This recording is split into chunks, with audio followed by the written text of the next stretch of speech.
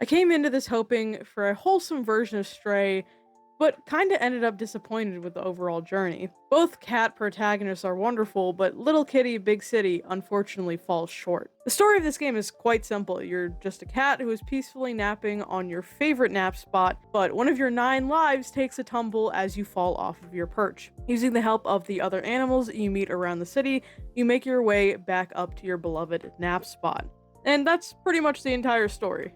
There's nothing too complicated about it. The controls. There's nothing inherently too complicated about the controls, however, they're very janky.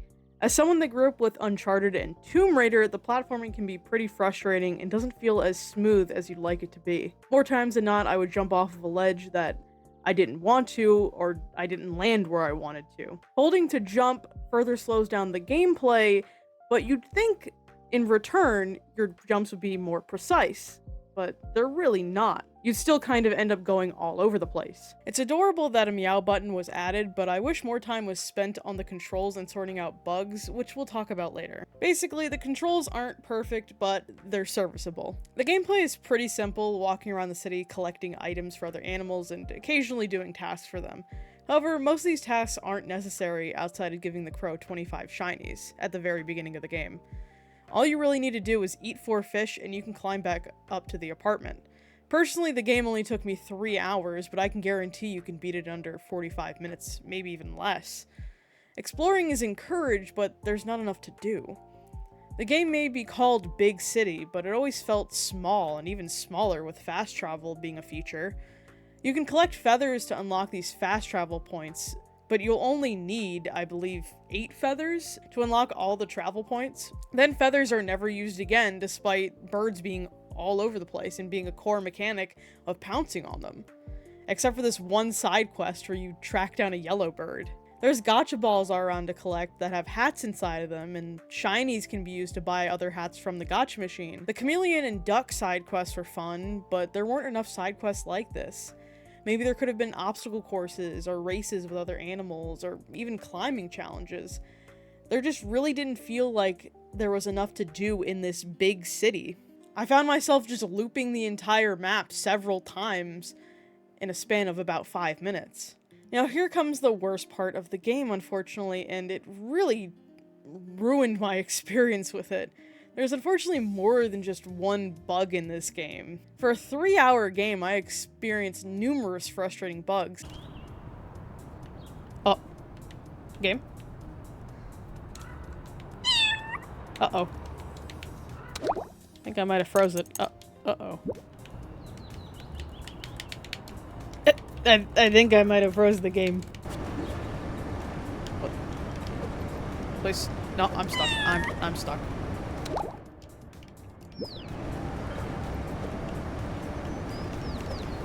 There it is. Oh! I don't think.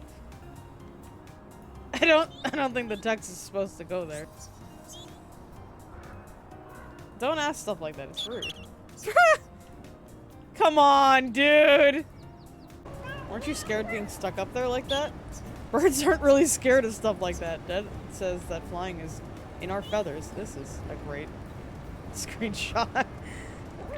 Speaking of your dad, we should probably get back to him for show and tell. I even soft locked myself for a good while in the convenience store. And I wasn't the only one that experienced this either, going off of my comment section and off of the subreddit for this game. Oh! I kind of had a thought that maybe I had to do something with the... How did I do that? What the hell? Huh? I don't think I'm supposed to do that. This is why you should have numerous save files.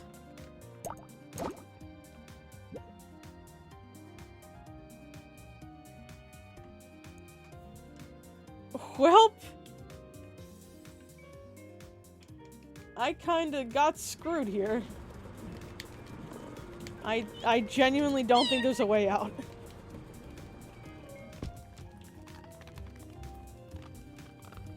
This was a very common soft lock that people couldn't get out of. Thankfully, after I completely restarted my console the next day, I got out of it, but for a while, even reloading the save wasn't working. Having to stop and reload the game every 30 minutes or so just halts any good experience you have with it. Thankfully, the save points are generous and I didn't lose any progress, but it's still frustrating nonetheless when the game is very short to begin with. I could excuse it if it was a long game and every now and then there were bugs here and there, but when the bugs are so frequent, that's all you can think about. I have been pretty negative in this review so far, so let's talk about some positives. I do like the concept of a collectathon style wholesome cat game. When the game was working properly, I did have fun exploring and meeting all of the cute animals like the Tanuki and, like I mentioned before, the duck and the chameleon. I liked interacting with the environments. There's cans to toss around. I liked the soccer ball challenge of getting it into the net. And I liked interacting with, like, the toy store, knocking over pots. That was still a fun experience, but then again, I don't know how long you can really do that and have fun with it. I think with a bit more polish, there is a solid little game here. Overall, I would have to give Little Kitty Big City a 7 out of 10. If the game had more time to get out all of the bugs and issues, my score would have been much higher. I played the Xbox Gamepass version on my Xbox Series S. I know this game is also on Switch and I think PC. I know it's not on PlayStation yet, but I didn't see any differences between one version being buggier than the other, but this is my experience with the Xbox Series S version. I'd like to see what else Double Dagger Studios could do with another game, or even give this game some content updates. I have no issue with short games. I love short games. But the journey just didn't feel gratifying enough to feel satisfied when I did reach the ending of the game and reunited with the cat's owner. It gave me a feeling of, oh, that's it? I know I could have done a lot more in 100% of the game, and then maybe I would have felt a more sense of accomplishment, but I did get a good amount of achievements in my 3 hours of playing. In fact, I was surprised how many achievements I amassed in my 3 hours. But none of it really felt like I completed a journey. It just felt like I completed a little side quest. And even the climb up had me a bit frustrated because I kept missing jumps and I fell off climbing a couple of times, so I had to reload a save. It's not that I don't like wholesome and cozy games, it just, this one didn't feel as complete to me. I'll remain hopeful that the issues I went over will be fixed, and then maybe with some content updates, this game will just feel more complete.